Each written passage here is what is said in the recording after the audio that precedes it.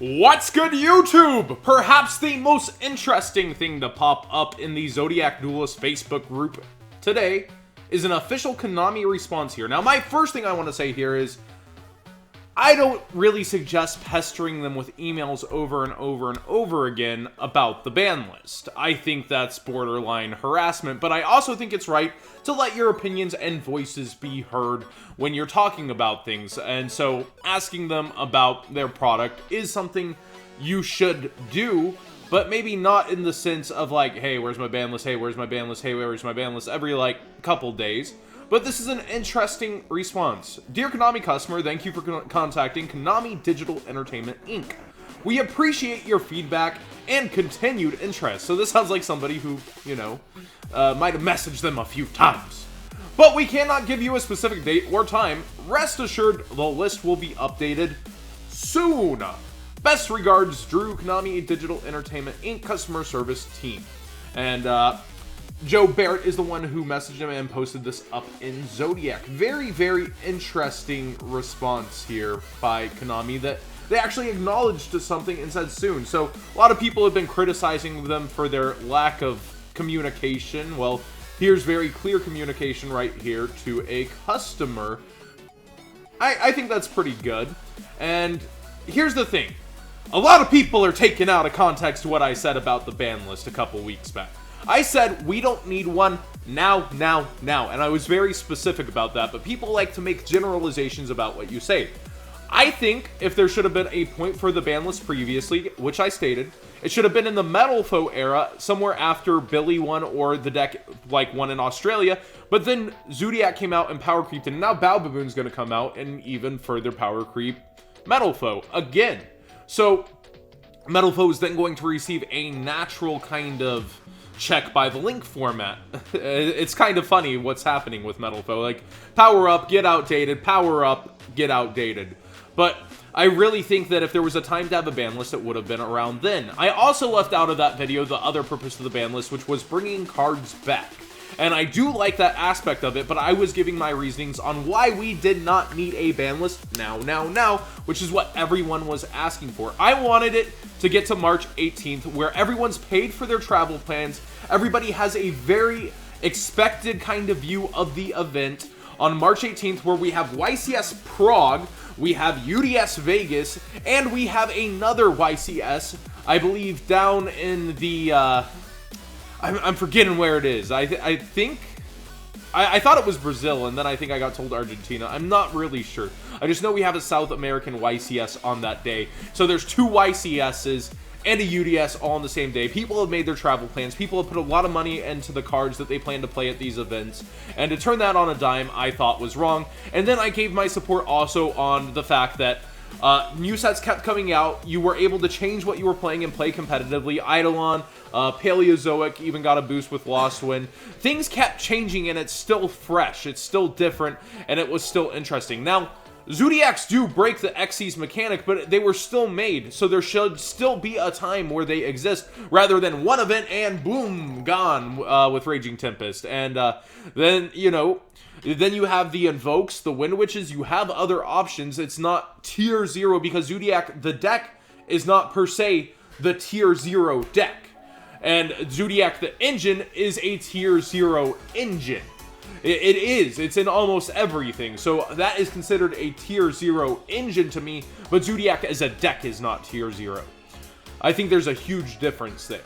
So what I would like to talk about moving forward is I think it is about time for a ban list after this period. I think that the game has had its mechanics broken with the Xyz and Zodiacs. Being able to overlay, material, source, get from deck, overlay, go search Lunalight, Black Sheep, fuse with Norden, do all the crazy stuff. Instant fusion no longer is just the problem because you're actually hard fusing Norden.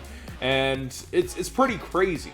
So I think there should be a natural kind of check to the game, which is the ban list. It comes in, interrupts things, and gives things back. Now, the thing I didn't touch about here on bringing things back, I love when they bring things back without erratas or with well-made erratas. I think Rescue Cat is a well-made errata.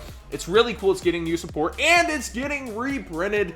And the brand new ultra-rare technology here in Duelist Saga. I think that's really, really, really good, really cool, really interesting, and I look forward to seeing it make its comeback. And I also look forward to things like the OCG ban list had 2 Stratos, and Stratos is back, I believe, without Errata. I really like that. I like that he came back the guy he was, and not a scarred soldier from war who's just not the same. So I really think that there's just different aspects here when we talk about the TCG and OCG, and they're run differently, and I think that's okay. But I also do think there is a need for a ban list here and there and here and there. I really do think during the Metal Foe era, there probably should have been an update, and that's the only point I would say in the past 6 months that has felt stale. Have you as a viewer honestly said during a point besides the Metal Foe era that this is starting to get stale? We had so many different decks leading up to rate topping. We had probably about 30 different decks topping between the Blue Eyes decks, and we even had Cyber Dragons topping in the area, Magus Specters, all sorts of decks. It was literally over 30 different decks topping regionals, and probably over 12 different decks topping YCSs. It was insane amounts of diversity happening. And we fast forward to here where it's not as many, but there's still differences. BA is still able to compete all the way later. You still have Shadows like being mixed with it too to top. Like one slot in each YCS is pretty impressive, and it managed to steal a YCS in ABC format. And Paleo managed to steal the win here in Zoo format. That's not to say Zoo is underpowered. They're gonna look at the entire thing and see, wow, that was a lot of decks, rather than just what won. And you got to put that kind of faith in them that they're gonna do that. But I really do think it's about time here after March 18th, and that's my point. And I think Zoo realistically does just break those mechanics. So Zoo is insane. It is unhealthy for the game as a whole, but at the same time, it was something that was brought in and should have its time. A full power pendulum, I think everybody wanted a little more time with it. People were playing testing with it way before, and that's why it might have felt stale. But one event, 1 month, that was not right by the players, and they realized that, and they're not going to do that again. And I stand by it that I would have loved for that to be the case, that Pendulum lasted longer. I know Billy bought like 4 flights for the format. Like 4, it was ridiculous, and he did not get a single other event with it. That first UDS he got waxed, and then like he got back in the format with Master Pendulum. It was pretty cool, but you have to realize the competitive scene does matter.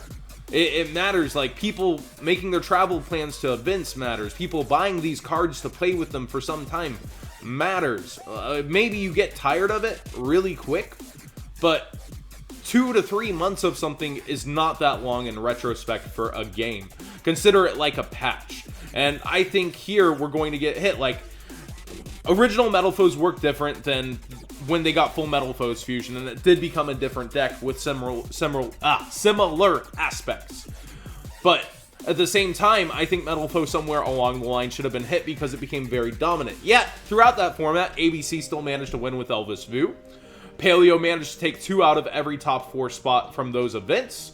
It was pretty insane that Paleo was doing so great when everybody had kind of written it off. So what do you guys think about this? I really, really think that the ban list should be coming somewhere in here after March 18th, probably maybe around April 1st as well. I wanted it to come April 1st. I wanted to be like, April Fools, oh wait, it's not a prank, bro. But I do think we're heading towards that time. And no, I'm not flip-flopping on what I said. That's exactly what I said in my last video. I think we should wait till after March 18th, after we have our group of events.